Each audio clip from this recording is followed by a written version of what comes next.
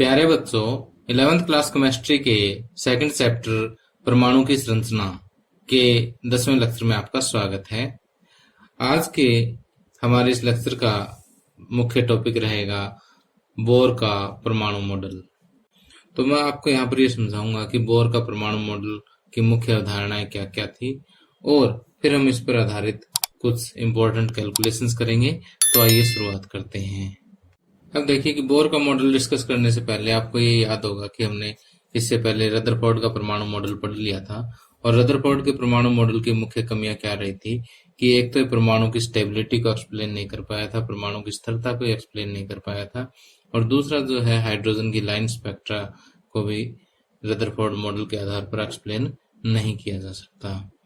तो देखिए कि इन सभी कमियों को दूर करने के लिए सन 1913 में एक नील्स बोहर नाम के साइंटिस्ट थे। कौन थे? Niels Bohr. इन्होंने जो है प्लांक्स क्वांटम सिद्धांत के आधार पर, प्लांक्स क्वांटम सिद्धांत के आधार पर एक परमाणु का मॉडल दिया, और उस परमाणु के मॉडल को हम क्या कहते हैं?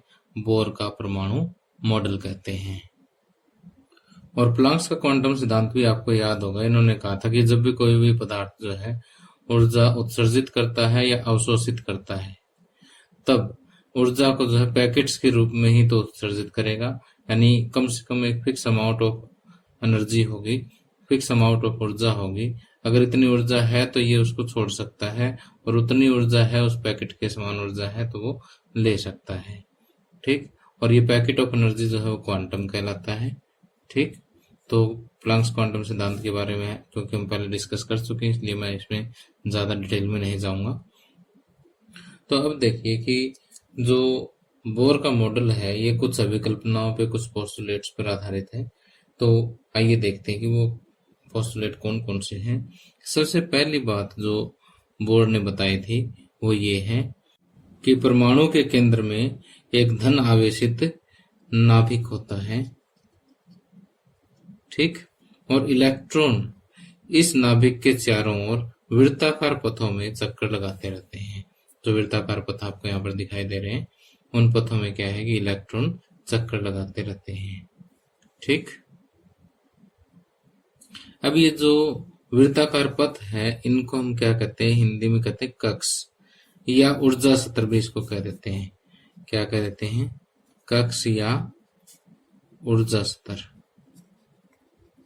ठीक। इंग्लिश में कक्ष को कहते हैं ऑर्बिट और एनर्जी लेवल। ठीक। तो ये जो वृत्ताकार पथ है इनको हम क्या कहते हैं? कक्ष या ऊर्जा स्तर कहते हैं। और इनको नाम भी ऐसे दिया हुआ कि ये पहला ऊर्जा स्तर, दूसरा, तीसरा, इसी तरह से, या इसको इंग्लिश के बड़े अक्षरों में के, एल, एम, एन वगैरह इस तरह से हम नाम देते हैं। ठीक। और कक्ष के बारे में आगे बोर ने बताया कि इन कक्षों की जो त्रिज्या है, त्रिज्या मतलब कि यहाँ नाभिक के केंद्र से लेकर के ये वाला, ये जो त्रिज्या है और इस कक्ष की जो ऊर्जा है वो दोनों ही निश्चित होती है।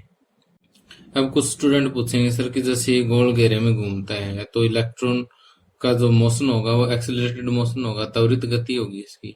त्वरित गति होगी तो ये ऊर्जा लूज करेगा ही, ऊर्जा लूज करेगा तो रदरफोर्ड की तरह से ये भी जो है नाभिक में गिर जाना चाहिए। लेकिन यहाँ पर ऐसा नहीं होता, क्योंकि बोर ने इस बात को एक्सप्लेन किया है कि जब इलेक्ट्रॉन इस तरह से इस ऑर्बिट में घूमता है, कक्ष में घूमता है, तब इसके पास जो है पूरा पैकेट ऑफ एनर्जी नहीं हो पाता। ठीक। पूरा क्वांटम जो है एनर्जी का नहीं हो पाता। जब तक एनर्जी का क्वांटम पूरा नहीं होगा तब तक ये एनर्जी छोड़ ही नहीं सकता। जब छोड़ नहीं सकता तो अपने पथ में घूमता रहेगा। ठीक। अब आगे देखिए कि बोर के मॉडल में जो दूसरी इंपॉर्टेंट बात है वो क्या है। इन्होंने बताया कि जैसे मान लीजिए कोई इलेक्ट्रॉन है यहाँ पर, ठीक, किसी भी एक सेल में हम मान लेते हैं कि पहले सेल में कोई भी इलेक्ट्रॉन है, और जब इस पदार्थ को हम ऊर्जा देते हैं, चाहे गैस में से डिस्चार्ज पास करें या फिर इसको गर्म करें, किसी भी तरह से इसको एनर्जी गर्म देते हैं, तो नेचुरल सी बात है कि एटम एनर्जी लेंगे तो इलेक्ट्रॉन एनर्जी लेगा, ठीक, ऊर्जा ले लेगा ये। तो ये ऊर्जा लेकर के उच्च ऊर्जा स्तरों में जो है जंप कर जाएगा, दूसरे में भी जा सकता है, तीसरे में, चौथे में, इस तरह से चला जाएगा ऊर्जा लेकर के, ठीक। मान लेते हैं कि यहाँ पहले से जंप किया और तीसरे में चला गया, ठीक। तो जब मूल रूप से ये कहाँ घूम रहा था, फर्स्ट में घूम रहा था, तो ये जो फर्स्ट जो है इस इलेक्ट्रॉन के लिए इसका जो है ग्राउंड स्टेट है, ग्राउंड स्टेट को हम हिंदी में बोलते हैं मूल अवस्था। क्या बोलते हैं? मूल अवस्था, ठीक। एनर्जी लेने के बाद जिस अवस्था में पहुंच गया वो है इसकी एक्साइटेड स्टेट। एक्साइटेड स्टेट को हम बोलते हैं उत्तेजित अवस्था, उत्तेजित अवस्था, ठीक। तो यहाँ पर जो बात यहाँ हमें समझाई गई है वो ये है कि इलेक्ट्रॉन जो है एनर्जी लेकर के उच्च ऊर्जा स्तरों में चला जाता है, तो जहां से वो चला है वो उसकी मूल अवस्था है, और जिस उच्च ऊर्जा स्तर में गया है वो उसकी उत्तेजित अवस्था है, ठीक। अब देखिए कितनी एनर्जी लेगा उसकी कैलकुलेशन। अब देखिए शुरुआत में जहां पर है इस ऊर्जा स्तर की वैल्यू इस यहाँ पर ऊर्जा की जो वैल्यू है वो मान लेते हैं ई आई, आई फॉर इनिशियल आरंभिक, और यहाँ पर जहां पर ये पहुंचा है उसकी हम ई एफ मान लेते हैं, एफ फॉर फाइनल, ठीक। तो ये ई आई ऊर्जा वाले कक्ष से ई एफ वाले ऊर्जा स्तर में पहुंच गया है, उस कक्ष में पहुंच गया है, तो कितनी एनर्जी इसने ली, जो ऊर्जा इसने ली है वो ई एफ माइनस ई आई ली है, ठीक। अब देखिए कि जैसे ये एनर्जी लेकर के यहाँ पर पहुंच तो गया है, लेकिन ये देखिए कि एनर्जी लेकर के यहाँ तक पहुंच तो गया है, लेकिन उत्तेजित अवस्था जो है किसी भी इलेक्ट्रॉन के लिए स्थायी अवस्था नहीं होती, उसको वापस अपनी मूल अवस्था में आना ही पड़ता है। जब ये मूल अवस्था में वापस आता है तो ये एनर्जी छोड़ता हुआ वापस आता है। क्या करता है कि जो ऊर्जा इसने ली है उतनी ऊर्जा वापस ये छोड़ता हुआ आएगा, उत्सर्जित करता हुआ आएगा, ठीक। और ये बात तो मैं आपको बता ही चुका हूं कि बेशक ये ऊर्जा ग्रहण करे चाहे ऊर्जा उत्सर्जित करे, ये हमेशा किसके रूप में करेगा, क्वांटम के रूप में ही करेगा, यानी सतत रूप से, कंटिन्यूअस रूप से जो ऊर्जा का परिवर्तन यहाँ पर नहीं होगा। अब आगे तीसरी बात जो है बोर के मॉडल की वो ये है कि जैसे मान लेते हैं कि कोई भी इलेक्ट्रॉन जो है किसी ऊर्जा स्तर से जंप करके दूसरे ऊर्जा स्तर में आता है, तो उसकी ऊर्जा में जो है डेल्टा ई परिवर्तन होता है। तो जो उत्सर्जित ऊर्जा है उसकी आवृत्ति हम कैसे ज्ञात कर सकते हैं, उसके लिए फॉर्मूला है कि डेल्टा ई ऊर्जा में परिवर्तन बराबर एक स्थिरांक गुणा में आवृत्ति होता है। तो जो आवृत्ति है वो ऊर्जा में परिवर्तन बटे स्थिरांक, और इस स्थिरांक को हम कहते हैं प्लांक्स स्थिरांक, प्लांक्स कांस्टेंट बोलते हैं इसको, ठीक। और डेल्टा ई जैसे हम पहले पढ़ चुके हैं कि जैसे मान लीजिए ये इसकी ग्राउंड स्टेट है तो ये ई आई हो गया, और ये इसकी फाइनल स्टेट है तो ई एफ हो गया। तो ऊर्जा में जो परिवर्तन है वो E F minus E I by H. तो हम इस तरह से उत्सर्जित ऊर्जा जो है उसकी आवृत्ति ज्ञात कर सकते हैं, ठीक। अब कुछ से बुक्स में जो है ई एफ और ई आई को E1 और E2 लिखा हुआ है, तो ये E2 माइनस E1 भी आप लिख सकते हो, कोई प्रॉब्लम नहीं है। अब ये जो फार्मूला है जिससे हम उत्सर्जित ऊर्जा की फ्रीक्वेंसी ज्ञात करते हैं, आवृत्ति ज्ञात करते हैं, इसको बोर का आवर्ती नियम कहते हैं। क्या कहते हैं? बोर का आवृत्ति नियम। ओके। अब बोर मॉडल का चौथा पोस्टुलेट समझने से पहले आपको एक फिजिकल क्वांटिटी कोणीय संवेग के बारे में समझना जरूरी है कि कोणीय संवेग क्या होता है। संवेग के बारे में तो आप जानते ही हो, फिजिक्स के अंदर हमने पढ़ा है कि यदि हमारे पास m द्रव्यमान की कोई वस्तु है और उसका वेग कितना है, v है। ठीक, v इसका वेग है और m इसका क्या है, द्रव्यमान है। तो इसका जो संवेग है वो, अगर ये सीधी रेखा में चलती है तो इसका जो संवेग है m गुणा v के बराबर होता है।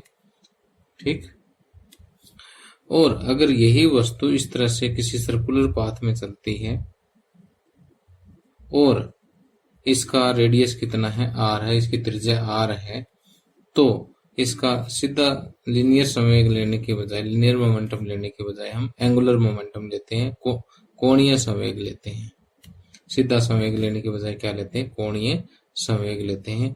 तो जो कोणीय संवेग है उसका जो सूत्र है वो किसके बराबर होता है, mv इंटू r। v यहाँ पर इसकी किसी भी पॉइंट पर इसका वेग है, r इस पथ की त्रिज्या है। ठीक, तो आपको कोणीय संवेग का अर्थ समझ आ गया होगा। अब मैं आपको चौथा पोस्टुलेट समझाता हूँ। अब चौथे पोस्टुलेट में बोर ने क्या कहा है कि जैसे पहले में इन्होंने बताया था कि इलेक्ट्रॉन जो है या तो इस तरह से पहले सेल में पॉसिबल है, दूसरे में, तीसरे में, जिनको के, एल, एम, एन आदि का नाम दिया है, इन कक्षों में, इन पथों पर जो है इलेक्ट्रॉन घूम सकता है। अब देखिए कि हम 1 और 2 के बीच में भी तो और पथ ड्रा कर सकते हैं। जैसे मान लिया मैंने यहाँ पर कोई एक पथ ड्रा कर दिया, लो भाई, अब मुझे ये बताओ कि इसमें भी तो इलेक्ट्रॉन रह सकता है। ठीक, या फिर मैं इन दो वृत्तों के बीच में अनंत रूप से अनेक वृत्त खींच सकता हूँ, अनंत पाथ जो ड्रा कर सकता हूँ, तो उसमें इलेक्ट्रॉन क्यों नहीं रह सकता। तो इसके लिए इन्होंने कहा कि इलेक्ट्रॉन केवल उन्हीं पथों में घूमेगा, उन्हीं कक्षों में घूमेगा जिस कक्ष का कोणीय संवेग जो है वो h/2π, ये कोई स्थिर संख्या है, उसका वोल नंबर मल्टीपल होगा। वोल नंबर मल्टीपल का मतलब है कि h/2π का 1 गुणा, 2 गुणा, 3 गुणा, 4 गुणा, कुछ इस तरह से हो। ऐसा ना हो कि 1.5 गुणा, 2.5 गुणा, ऐसा ना हो। ठीक, तो जैसे यहाँ पर अगर मैं पहले पथ में जो इलेक्ट्रॉन घूम रहा है उसका अगर कोणीय संवेग लूं तो उसका मिलेगा आपको h/2π, दूसरे का मिलेगा 2h/2π, तीसरे का मिलेगा 3h/2π, चौथे का मिलेगा 4h/2π। ठीक, तो यहाँ पर n जो है वो इस तरह से क्या है, एक प्राकृत संख्या है, 1, 2, 3, 4। ठीक, 1 और 2 के बीच की कोई भी संख्या जो है वो n के लिए नहीं हो सकती, 2 और 3 के बीच की कोई संख्या जो है n के लिए नहीं हो सकती। ठीक, तो इस तरह से इलेक्ट्रॉन सिर्फ इन्हीं कक्षों के अंदर घूम सकता है। ठीक, और यहाँ पर देखिए कि इन्होंने इन कक्षों के रेडियस के बारे में भी बताया कि कोई भी nth हमारे पास कक्ष है, ये पहला, दूसरा, तीसरा, चौथा, पांचवा, इसी तरह से nवां कोई भी हमारे पास कक्ष है, उस nवें कक्ष की जो त्रिज्या है वो किसके बराबर होगी, n² इंटू a0। a0 यहाँ पर एक स्थिरांक है और a0 का जो मान है वो 52.9 पिकोमीटर होता है। कितना होता है, 52.9 पिकोमीटर होता है। ठीक, और इसी तरह से इन्होंने बताया कि जैसे मैंने अभी तक क्या बताया वो मैं आपको बता देता हूँ कि इलेक्ट्रॉन केवल उन्हीं पथ में घूम सकता है जिसका कोणीय संवेग जो है वो h/2π का वोल नंबर मल्टीपल हो। ठीक, और दूसरा, इनका जो रेडियस है, इनकी जो त्रिज्या है वो इस फार्मूले द्वारा दी जाएगी, और इनका जो ऊर्जा है, किसी भी पथ में जो इलेक्ट्रॉन की ऊर्जा है वो किसके बराबर होगी, -RH/1/n², ये हाइड्रोजन के परमाणु के लिए है। ठीक, RH यहाँ पर जैसे हमने पिछले लेक्चर में भी पढ़ा था, ये रिडबर्ग कांस्टेंट है, रिडबर्ग स्थिरांक है, स्थिरांक मतलब जिसकी एक निश्चित वैल्यू होती है, ठीक। और रिडबर्ग स्थिरांक की जो वैल्यू है 2.18 गुणा 10⁻18 जूल होती है, ठीक।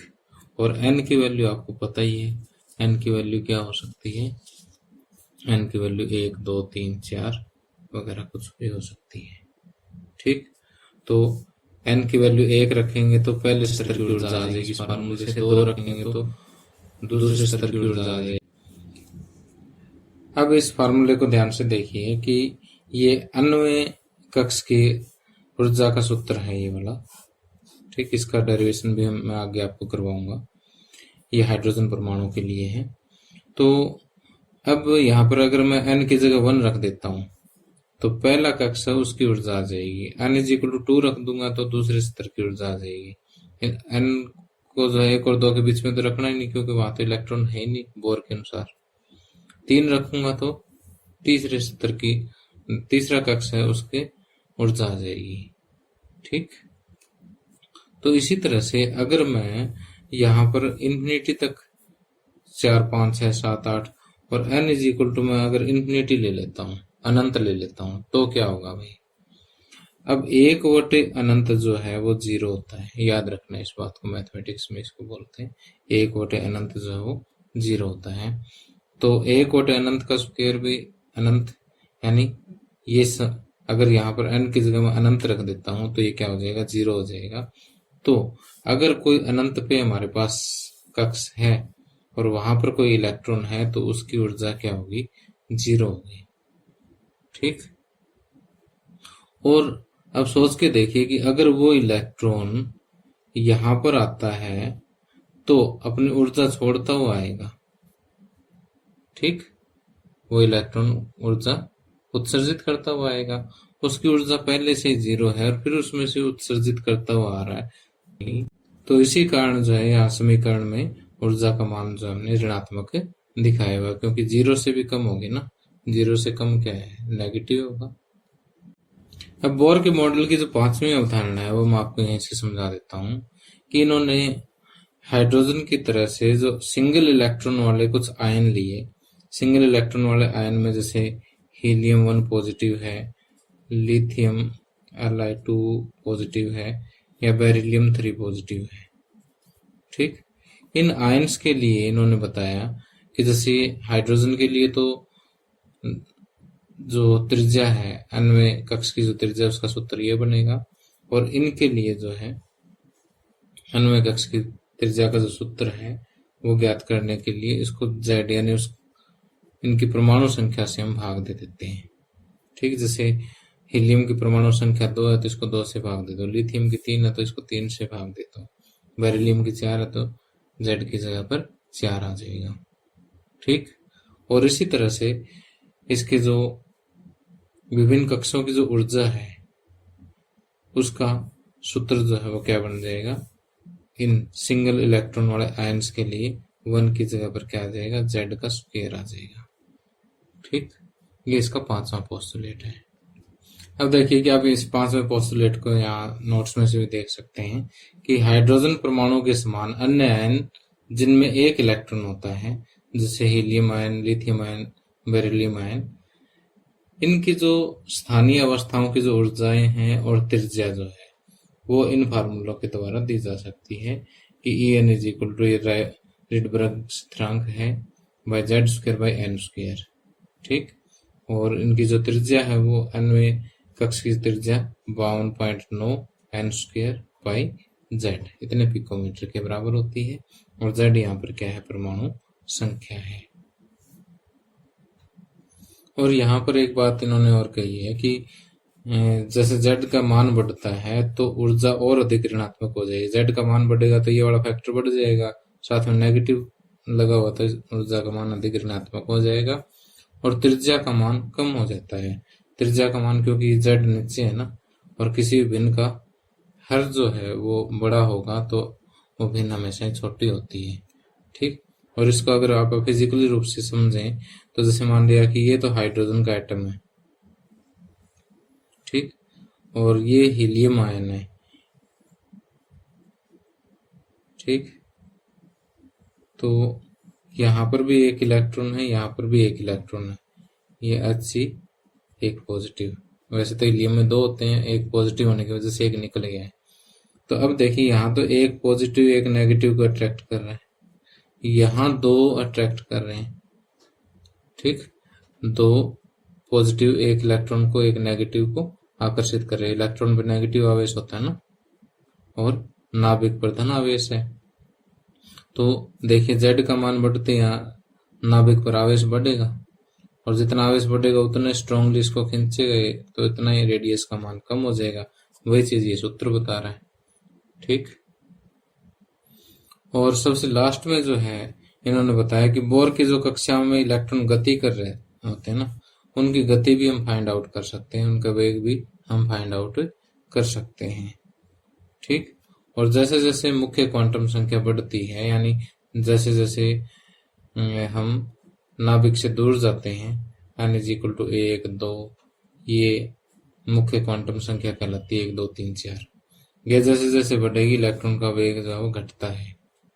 ठीक, और नाभिक पर धनावेश बढ़ने के साथ भी इलेक्ट्रॉन का वेग बढ़ता है,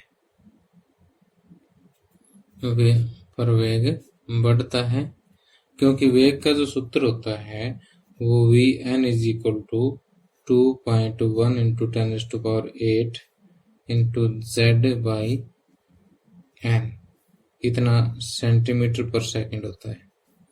तो अगर Z बढ़ेगा तो वेग बढ़ जाएगा, और n बढ़ेगा तो वेग घट जाएगा। ये हमने कहा कि क्वांटम संख्या बढ़ी, n बढ़ा तो वेग घटेगा। ठीक, और अगर Z बढ़ गया, धनावेश बढ़ गया, तो इलेक्ट्रॉन का वेग जो है बढ़ जाएगा।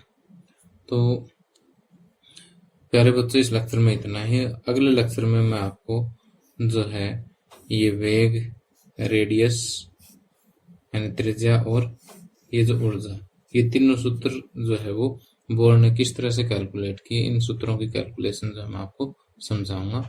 और आपको मेरा ये लेक्चर कैसा लगा मुझे कमेंट करके जरूर बताना। Thank you, have a nice day.